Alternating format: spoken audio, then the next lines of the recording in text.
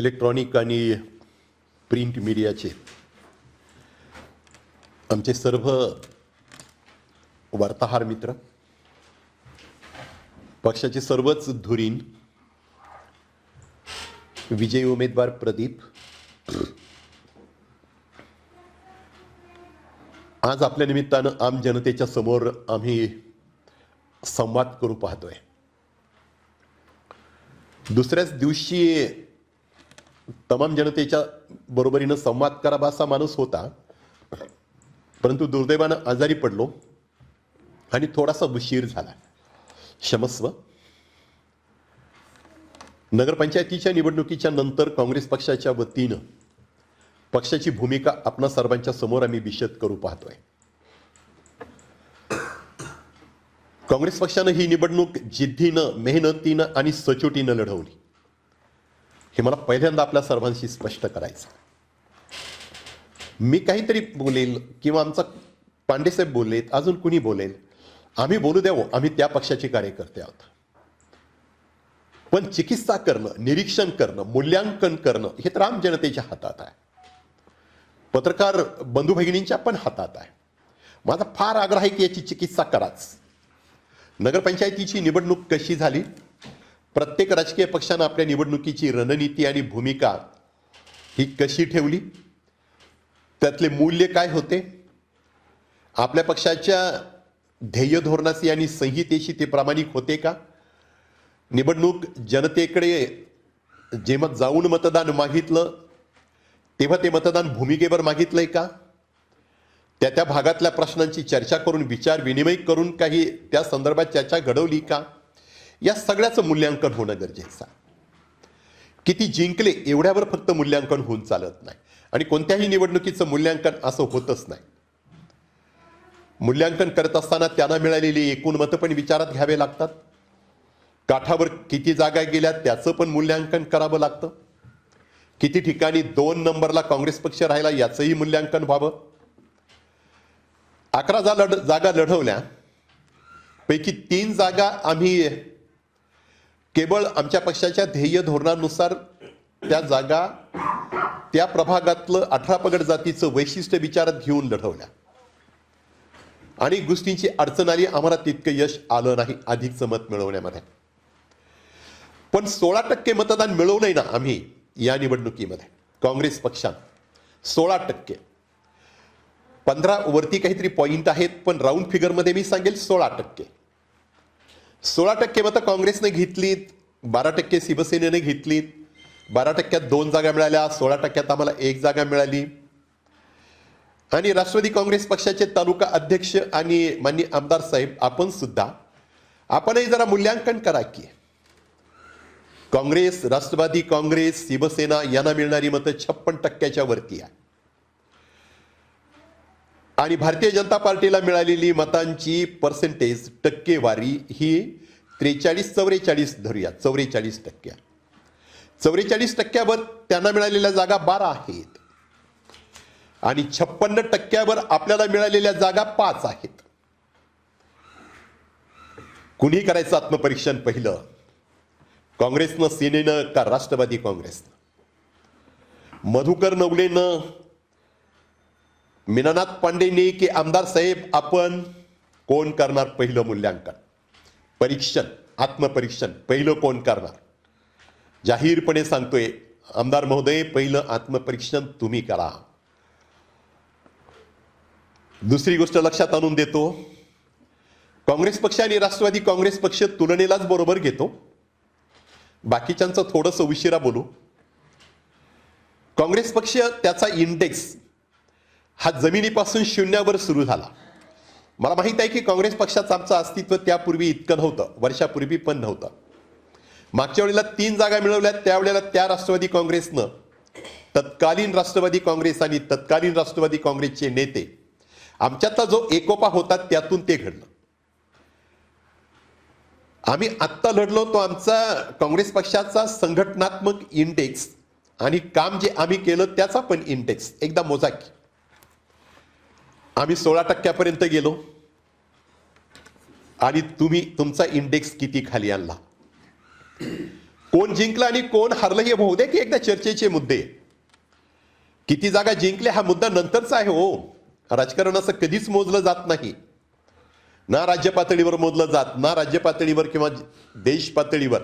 वेगवेगळे नामांकित पत्रकार आणि विचारवंत राजकीय विश्लेषक सुद्धा बसतात ना, तेव्हा ते फक्त जागा किती निवडून आल्या याच्यावर राजकारणाच्या यशस्वीतेचं गणित करीत नाहीत. ते सगळ्या गोष्टींचा विचार करतात. या सगळ्या परिस्थितीमध्ये कुणाचं राजकारण खाली गेलंय आणि कुणाचं राजकारण उंचावलंय. मी छाती ठोकपणे सांगतो, काँग्रेस पक्ष जिंकलाय. आम्हाला राजकीय दृष्टीनं आम्हाला जी लढाई करायची होती आम्ही तिच्यात यशस्वी झालो. 16% पोहोचलो. 11 जागा लढवल्या.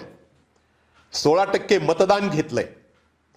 16% आमच्या दृष्टीनं मिळालेलं मतदान कमी नाही, कमी नाही. 16% मतदान आम्हाला देणारे अकोले नगरपंचायतीमधील तमाम नागरिक बंधू यांच्या प्रति मी पक्षाच्या वतीनं आभार व्यक्त करतो. सगळी साधनं तुटपुंजी होती हो, सगळीच साधनं तुटपुंजी. आता निवडणुकीत किती साधनं असतात आपण काही वेगळं बोलायला नको. निवडणूक म्हटलं की पहिल्यांदा विचार केला जातो की किती पैसे खर्च करशील, मनी मसल किती, आणि त्यानंतर इतर मसल्स पण किती आहेत. काँग्रेस पक्षानं हा विचार मुळीच केलेला नाही, हे आमचं वैशिष्ट्य आहे. आम्ही त्या कार्यकर्त्याच्या स्वतःच्या गुणवत्तेवरच त्याला उमेदवारी दिलेली आहे. मध्यंतरी सरपंच किंवा काही निवडी करीत असताना गावच्या चावडीवर बसून लिलाव केला जायचा. बेकायदेशीर आहे ते, मी पण आणि आमचा पक्ष पण मानतो ते बेकायदेशीर आहे. मग 4 भिंतीच्या घराघरात बसून मताचा लिलाव काय झाला नाही काय, होत नाही काय, तरी त्याला राजकीय यश मानणार का तुम्ही? लोकशाही व्यवस्थेमध्ये त्याचं पण गौरव किंवा त्याचं पण उदात्तीकरण करणार की काय? अकोले नगरपंचायतीनं किती विकृत निवडणुकीत घेतलंय याचा विचार या निवडणुकीत करणार की नाही? सगळा झालेल्यांचा खर्च खाजगीत अवश्य विचारून बघावा. मतदान कसं झालंय अवश्य बघा. प्रचार सुद्धा बघा की कसा झालाय. किती लोकांनी प्रश्नावर प्रचार केला, किती राजकीय पक्षांच्या नेत्यांनी त्या भागातल्या अगर सार्वभौम अकोले नगरपंचायतीच्या प्रश्नांचा विचार करून प्रचार केला. अवश्य त्याचं मूल्यांकन आम जनतेनं करावं, पत्रकार बांधवांनी पण करावं, अवश्य करा. आम्ही प्रत्येकानं त्या प्रभागातले प्रश्न ऐरणीवर आणले, त्या प्रश्नावर आम्ही बोललो आणि ठामपणे सांगितलं की आमचा प्रतिनिधी निवडून द्या, आम्ही हे प्रश्न सोडवू. अनेक प्रभागांमध्ये आमच्या मित्रपक्षांनी कुणीही पण प्रश्नांची चर्चा न करता निवडणूक लढवली. थोडेफार प्रश्न मांडले, ते आम्ही जेव्हा प्रश्न मांडले त्यानंतर ते प्रश्न आलेत. आम्ही जाहीरनामा प्रकाशित केला त्यानंतर ते प्रश्न आलेत. तेव्हा कोणत्या पद्धतीने निवडणूक लढवली, त्या निवडणुकीतलं यश कसं मोजताय? तुमच्या संघटनात्मक शक्तीमध्ये वाढ झाली की कमी झाली? पूर्वी तुम्हाला मिळालेले पूर्वीच्या राष्ट्रवादी काँग्रेसचे मतधारा नाही तर आत्ता 2019च्या निवडणुकीत राष्ट्रवादी काँग्रेसला मिळालेली मतधारा, त्या मताच्या पर्सेंटेजमध्ये तुमचा इंडेक्स किती खाली आला ते पण बघा. शिवसेनेनं सुद्धा यापूर्वी भरपूर जागा लढवल्यात की, खासदारकी लढवली, आमदारकी लढवली. तुमचे पण इंडेक्स जरा तपासून बघा की. आणि काँग्रेस पक्षाचा पण कालच्या निवडणुकीत मिळालेल्या मतांचा इंडेक्स तपासा, आलेख तपासा. आम्ही जिंकलोय. एका जागेवर आमचा उमेदवार विजयी झालाय, प्रदीप नायकवाडी विजयी झालेत. 5 जागेवर आम्ही 2 नंबरला आहोत आणि 3 ठिकाणी अत्यंत दुर्दैवानं 3 ते 5 मताच्या फरकाने आम्ही पडलोय. ज्या ठिकाणी आम्ही 3 ते 5 मताच्या फरकानं पडलोय आणि जिथं विजयी झालोय, आमदार साहेब खरं सांगाल काय जनतेला, ही 4च जागा आम्ही मागत होतो. ह्या 4च जागा. आता तरी सांगा की सगळ्यांना, आघाडी कुठं फिसकटली आणि आमचं काय चुकलं? दोष कुणाला देता? दोष देण्याचं प्रयोजन काय? कशासाठी आम्हाला दोष देता? निवडणुकीचे निकाल आमच्या अपेक्षेप्रमाणे लागलेत. एक जागा आमची जिंकून आली, दुर्दैवानं 2, 3, 5 मतांच्या फरकानं आम्ही पराभूत झालोय. त्याचा दोष आम्ही इतर कोणाला देणार नाही. आमच्या निवडणूक प्रचार यंत्रणेला मात्र अवश्यपणे देऊ. पण इतर ठिकाणी सुद्धा फार चांगली लढत दिली की आम्ही. 4 नंबरमध्ये सुद्धा लढलो की आम्ही. उत्तम रीतीने आम्ही तिथं मतदान मिळवलंय की. सगळ्या जाती धर्माच्या लोकांना बरोबर घेऊन आम्ही राहिलोय की. या सगळ्या गोष्टींचा विचार या निवडणुकीत करावा. काँग्रेस पक्ष आपल्या ध्येय धोरणाच्या बरोबरीनं राहून ही निवडणूक काँग्रेसनं लढवली आणि आम्हाला अपेक्षित होतं त्याप्रमाणे आम्ही जिंकलो. पण आता आमच्या बाजूनं आम्ही कधीच असं म्हणणार नाही, पण तुमच्या बाजूनं आत्मपरीक्षणाचा मुद्दा जर राष्ट्रवादी समोर ठेवायचा ठरला तर मी ठेवील. मात्र ही प्रौढी मिळवण्याचा माझा प्रयत्न मुळीच नाही. पण आता तरी विचार करा की काँग्रेसशिवाय तुमचं काय, हे तर निवडणुकीत स्पष्ट झालंय की. काँग्रेसला मिळू द्यात 1 जागा, तुम्हाला मिळू द्यात 2 जागा, पण काँग्रेसशिवाय तुमचं काय. तेव्हा आघाडी करताना शहाणपणानं करावी, नेतृत्वानं तो शहाणपणा दाखवावा. आघाडी करणं आपल्या हातात असतं. आपल्या पत्रावळीवरचं मोठ्यानं धाकट्याला देणं तर आघाडीतलं यश असतं. धाकट्याच्या पत्रावळीतलं आपल्या पत्रावळीवर ओढणं हे काय आघाडीचं शहाणपण नाही. विद्यमान नगरसेवक जर आमचा 10 नंबरमध्ये होता, ती जागा शिवसेनेला सोडता, राहिलेल्या 2 जागेवर आम्हाला लढायला सांगता, सगळी चुकीची गणित. पण काँग्रेस पक्षानं आपल्यावर नाराज का व्हावं. राष्ट्रवादी काँग्रेसच्या नेतृत्वावर आम्ही नाराज यासाठी नाही अहो, स्वतःच्याच पक्षातल्या माणसांना न्याय देऊ शकले नाही तर आम्ही कशाला अपेक्षा ठेवायची. आम्ही का ठेवायची. सर्वांना बरोबर घेऊन तुम्हाला निवडणूक लढवता आली नाही. तुमचे दिग्गज नेते ह्या निवडणुकीच्या रिंगणाच्या बाहेर राहिलेत कितीतरी. संघटन शक्तीचं दिवाळं तुमचं निघालंय. याचं आत्मपरीक्षण आपण अवश्य करावं. अजून निवडणुका बऱ्याच पुढे आहेत. अजून सगळ्यात महत्वाचा मुद्दा मी आपल्या सर्वांच्या समोर, आम जनतेच्या समोर मांडू इच्छितो. मायबाप ह्या मुद्द्याचा खरंच विचार करा. राजकीय पक्षाचा कार्यकर्ता, त्या कार्यकर्त्याचा पक्ष, त्या कार्यकर्त्याचा मुखवटा आणि त्याचं काम याचा काही एकमेकाशी संबंध आहे का जरा तपासून बघा. कितीतरी या तालुक्यातले कार्यकर्ते आणि नेते आहेत की त्यांचा पक्ष घाईघाईनं सांगता येत नाही. आघाडी काय घेऊन बसलोय आपण. फक्त आघाडीच्या नावानं निवडणुका लढवायच्या, आघाडीच्या नावानं बहुमत मिळवायचं आणि आघाडीच्या नंतर टोळ्या निर्माण करायच्या, मग टोळीचं राजकारण सुरू करायचं. जाहीरपणे सुद्धा याच्यावर वादविवाद करण्याची आमची तयारी आहे. आघाडी म्हणजे सर्वंकष सत्ता मिळवण्याचा साधन आणि त्यानंतर मनमानी पद्धतीनं काम करणं हे दुसरा हव्यास आणि विरोधी आपल्या आघाडीतले घटक पक्षांच्या प्रतिनिधींना वश करून आपल्यात घेणं आणि आपली वैयक्तिक ताकद वाढवणं हे कंच्या आघाडीच्या धर्मात बसते हे एकदा बघा की. आणि तरी आम्ही आघाडी करावी तुमच्या बरोबर, तरी आघाडी करावी. मोठ्या माणसानं लहान माशाला गिळावं, निसर्गाचा नियम आहे. आणि त्या नियमानं तुम्ही तुमच्या बरोबर आलेल्या आघाडीतल्या सदस्यांना गिळंकृत करायचं आणि तरी आम्ही तुमचं भक्ष्य व्हायचं. वाह, कुठून निर्णय काढलाय हा. तुम्ही म्हणाल त्याप्रमाणे आम्ही मान डोलवावी, हा कुठला निर्णय. आमची पण भूमिका आहे, आमची पण अस्मिता आहे, आमचं पण राजकीय क्षेत्रात काम आहे. कितीतरी व्यक्ती गुरुजी इथं बसलेले आहेत, पांडेसाहेब इथं आहेत, आमचे बाकीचे तरुण कार्यकर्ते. 40 वर्ष सलग काम करतो या तालुक्यात आम्ही. एकाही आंदोलनात आम्ही मागे नाही, एकाही संस्थेच्या उभारणीत आम्ही मागे नाही. कोणती पण संस्था सांगा. असे कितीतरी लोक आहेत, संस्थेच्या स्थापनेत ते नव्हते हो, पण आता संस्था त्यांच्या ताब्यात आहे. आणि ज्यांची संस्था उभ्या केल्यानं लोकवर्गणी गोळा करून ते त्या संस्थेच्या जवळपास कोसो मैल सुद्धा दूर आहे, जवळ नाही.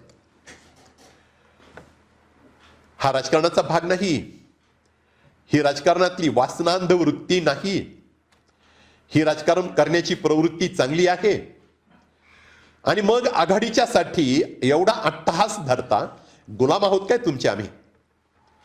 तुम्हाला मोठेपणा मिळावा, तुमच्या जागा मिळाव्यात, तुमच्या हाती सत्ता मिळावी आणि आम्ही फक्त मांडलिक राजासारखे तुमच्या चरणापाशी बसा. बस हे सगळं नाही चालणार, इथून पुढे सुद्धा नाही. राजकारण करू, अस्मितेचं करू, राजकारण करू, पक्षाच्या आपल्या विचाराचं करू, राजकारण करू, ते आत्मसन्मानाचं पण करू. अकोले तालुक्याच्या इतिहासाचा आत्मसन्मान हा आत्मा आहे. तमाम आदिवासी रयतेनं आत्मसन्मानाच्या साठी शेकडो वर्ष ते लढलेले आहेत. राघोजी भांगरेंचं नाव घेताना आत्मसन्मानासाठी लढलेला हा माणूस आहे. आम्ही पण लढू आत्मसन्मानासाठी. आत्मसन्मान शाबूत ठेवून आमच्या बरोबर बोला. राज्यातल्या आघाडीनुसार तालुक्यात आघाडी होईल, पण आमच्या बरोबर वागण्यात आणि बोलण्यात जर पक्षाचा सन्मान होत नसेल तर आमच्या बाबतची अपेक्षा आपण न ठेवणं कधी पण उचित आहे. ह्या सगळ्या गोष्टी खुलेपणानं मांडतोय कारण आम्हाला बदनाम करण्याचं षडयंत्र सुरू आहे. मला पत्रकारितेचं पण कधी कधी असं वाटतं, सर्वच पत्रकार बांधवांना मुळीच दोष देणार. हे पण मी सांगेल की अकोले तालुक्याच्या पत्रकारितेचा आणि त्यांच्या गुणवत्तेचा सगळ्यात मोठा समर्थक मीच कार्यकर्ता आहे आज पण. पण एखादा अर्धा कोणत्या पद्धतीनं आज वागतोय, काय त्यांची कामाची पद्धत कशी आहे? स्वतःच्या पोर्टलचं नाव सार्वभौम आणि विचार मात्र एका व्यक्तीच्या अधीन राहून, ही पत्रकारिता? रोखोक की साहेबाच्या मर्जीनुसार? रोखोक की साहेबाच्या निष्ठेसाठी? ठरवा की एकदा सगळं. हे निवडणूक लागल्यापासून काँग्रेस पक्षाला आरोपीच्या पिंजऱ्यात उभं करण्याचं काम आमच्या ह्या पत्रकार मित्रानं केलंय. तो आमच्या मुलासारखा आहे, आल्यावर आम्हीच त्याला डोक्यावर घेतलेला. व्यक्तीच्या भोवती कोणताही पत्रकार जेव्हा राजकारण करतो तेव्हा ते राजकारण पत्रकार या नात्यानं आम समाजाच्या साठी ठरत नाही. व्यक्तीच्या बाजूने जेव्हा तुम्ही बोलताय तेव्हा चुकीच्या पद्धतीनं वेगवेगळ्या संघटनांना आणि व्यक्तींना तुम्ही त्यांच्यावर दोषारोप ठेवून समाजात त्यांची प्रतिमा खाली आणण्याचा प्रयत्न करतायत.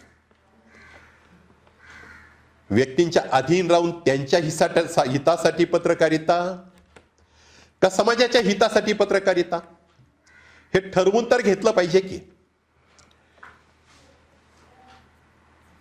सगळ्याच पत्रकारांचे अनुभव चांगले आहेत, पण होय काही ठिकाणी या चुका झाल्यातच. तुम्ही त्यांच्या बाजूने व्यासपीठावर जाऊन बोला की. कितीतरी पत्रकार आज आपल्या राजकीय विचारानं बोलतायत, त्यांना तो अधिकार आहे आणि त्यांच्याबद्दल मला तर अभिमान आहे. अजून मला एका गोष्टीचा अभिमान वाटतो, गोळवळकर गुरुजींचा विचार मांडणारा सुद्धा मी त्याच्याबद्दलचा मला अभिमान आहे. सदैव बाळासाहेब ठाकरे स्वतःचे विचार मांडतात, मला अभिमान आहे. गांधीजींचा विचार मांडणारे काँग्रेस कार्यकर्त्यांचा पण मला अभिमान आहे आणि मार्क्सचे विचार मांडणाऱ्या कम्युनिस्ट कार्यकर्त्याचा पण अभिमान आहे. विचारावर किती पण द्वंद्व होऊ द्या हो, पण एखाद्या व्यक्तीची प्रतिष्ठा वाढवण्यासाठी एखादा पत्रकार आपली पत्रकारिता दुसऱ्या व्यक्तीला कमी लेखून त्याची प्रतिमा मलिन करतो, हे सगळ्यात वाईट आहे.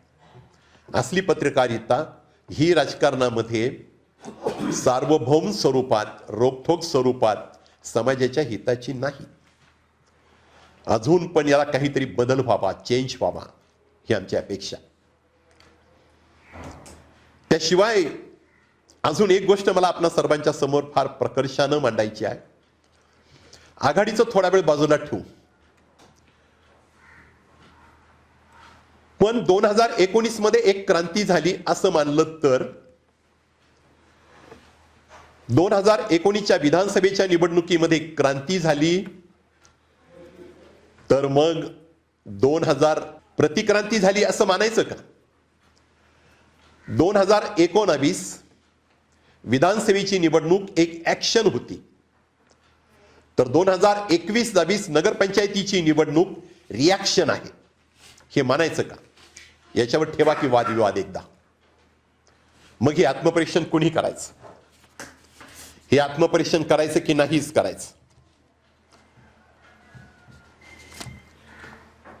ह्या सगळ्या गोष्टी या निवडणुकीच्या निमित्तानं जनतेनं मनापासून याचा विचार करावा, मनापासून करावा. राजकारणामध्ये व्यावसायिक स्वरूप येऊ नये, राजकारणात सेवाभाव जगावा, राजकारणामध्ये पैशाच्या भोवती राजकारण फिरू नये, राजकारण मूल्य आणि तत्वाच्या भोवती फिरावं, त्या कार्यकर्त्याचं काम आहे त्याच्या भोवती फिरावं. या नगरपंचायतीच्या निवडणुकीत सगळ्यात जर वाईट काय घडलं असेल तर यानंतर या तालुक्यातल्या निवडणुकांना उमेदवार मिळणार नाहीत. शेतीवाडी विकून करायच्या काय निवडणुका? लेकराबाळांना उपाशी ठेवून निवडणुका करायच्या काय? कुठून आणायचा एवढा पैसा? ही धनसंपदा आणायची कुठून? आणि जिंकून तरी काय करायचं? मग जिंकायचा उद्देश तर लोकांच्या कल्याणासाठी आहे. मग लोकांच्या कल्याणासाठी जेव्हा आपण जातो तेव्हा त्या सभागृहात जाण्यासाठी व्यापार करण्याची वेळ काय येते? अगोदर पेरायचं आणि नंतर सोंगायचं ही नीती काय येते? असं होत असेल तर काय स्थिती आहे? कमालीची वाईट स्थिती आहे. या सगळ्या गोष्टींचा विचार करता, सगळ्या गोष्टींचा विचार करता जे चाललंय ते काही आम्हाला मान्य नाही. सारखा आक्षेप एक होत होता की बीजेपीवर बोलत नाही. त्याचा काय खुलासा द्यावा हो? बीजेपीच्या विरोधात तर आम्हीच लढलोय. पहा की सगळं रेकॉर्ड बघा. आम्ही जिंकली एक जागा, ती पण बीजेपीच्या विरोधात. आम्ही 5 जागेवर पुढं होतो, म्हणजे 2 नंबरला आहे. आपण 3 नंबरला आहात. जिथे बीजेपीचे उमेदवार निवडून आले, तर एक ठिकाणी सेनेचा उमेदवार निवडून आला, तिथे आम्ही 2 नंबरला आहोत, तुम्ही 3 नंबरला आहात. लढत कशी शिव्या देण्याची करायची का? लढत कशी घाणेरड्या शब्दांची शब्दफेक करून करायची का? लढत बदनामीसाठी नको ते घाणेरडं करायची म्हणजे काय? ती काही लढत आहे का? अरे लढलो की तत्वासी भाजपच्या बरोबर, म्हणून तर आम्ही त्यांच्या बरोबर 2 नंबरला आहोत.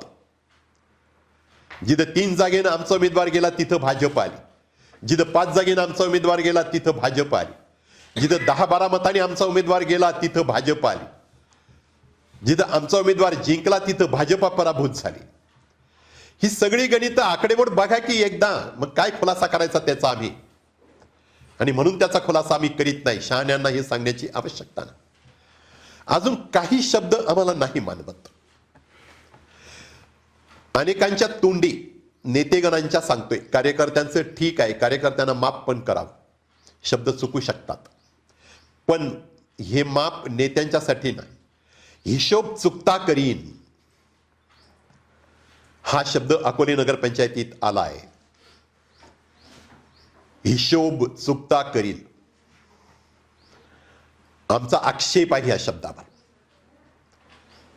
दुसरं, धोत्र वर उडवली जात आहेत. हे काय विडंबन आहे? हे विडंबन कशासाठी आहे? लढतोय ना आपण एकाची आबरू लुटण्यासाठी तर नाही ना. तेव्हा जे काही राजकारण चाललंय हे राजकारण समाजाच्या दृष्टीने हिताचं नाही. परत तेच सांगेल की काँग्रेस पक्ष म्हणून आम्ही आमची संहिता जपून ही निवडणूक केलेली आहे. काँग्रेस पक्षानं ही निवडणूक आमच्या दृष्टीनं निश्चितपणे जिंकली. आम्हाला जे हवं होतं ते आम्ही मिळवलंय. आमचं संघटन वाढावं, कार्यकर्त्यांचा एक संच तयार व्हावा, हा संच एका उमेदीनं या निवडणुकीत उतरावा. कुठेही जेवण न मिळता त्यांनी दिवसभर काम करावं, स्वतःच्या खर्चानं काय असेल ते जेवणाचं बघावं. हे सगळं ह्या निवडणुकीत काँग्रेस पक्षाच्या कार्यकर्त्यांनी केलंय. उमेदवारांनी सुद्धा हाऊस टू हाऊस घेतलाय. निवडणूक कशी करावी आम्ही आमच्या दृष्टीनं केली. आम्हाला जितके नागरिकांची मतं मिळवायची होती त्या उद्दिष्टांच्या पर्यंत आम्ही पोहोचलोय. 1 जागा मिळाली, 3 जागा सुटल्यात हातून. 1 जागा मिळाल्याचा प्रचंड आनंद आहे. प्रदीप नायकवाडी निवडून आलेत, पण राहिलेल्या 3-4 जागा हातातून गेल्यात याचं शल्य आहे, दुःख पण आहे. त्याच्यासाठी कुणी काही बोललं तरी अंतःकरण मोकळं करायचं झालंच तर 2 दिवस त्याची झोप पण आलेली नाही. पण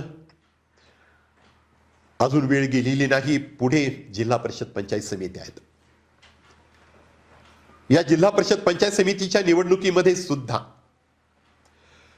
आम्ही आम जनतेच्या समोर आज मांडलेल्या सगळ्या प्रश्नांच्या बाबतची चर्चा आणि शहानिशा योग्य रीतीनं होणार असेल तर अवश्य विचार होईल. पण मागचेच पाडे 55 तर आम्ही मात्र अधिक आक्रमकतेने पुढे. याच्यामध्ये मात्र आम्ही मागे राहू असं मुळीच नाही. त्यानंतर पुढच्या निवडणुका आहेत, ज्या निवडणुका सहकारी संस्थांच्या आहेत. त्याबद्दल सुद्धा काँग्रेस पक्षाची स्पष्ट भूमिका आहे, निसंदिग्ध भूमिका आहे. त्या संस्थेचा जो सभासद असेल, दूध उत्पादक असेल, अगर तो ऊस उत्पादक असेल, त्याच्या हिताचं संवर्धन करणं आणि त्या संस्थेची एकूण आर्थिकसह एकूण स्थिती उत्तम राखणं यासाठी काँग्रेस पक्ष अहम भूमिका निश्चितपणे त्या बाबतीत निभावेल आणि योग्य वेळेला योग्य ती भूमिका घेईल. योग्य वेळेलाच घेऊ आणि योग्य तीच घेऊ, याच्यात आमच्याकडनं काही पण गल्लत होणार नाही. तेव्हा तमाम नागरिक बंधू भगिनीनो, काँग्रेस पक्ष ह्या नात्यानं आमच्या बरोबर राहिलात, मोठ्या मनानं आम्हाला आशीर्वाद दिलात. आपणा सर्वांच्या प्रती मी काँग्रेस पक्षाच्या वतीनं ऋण व्यक्त करतो.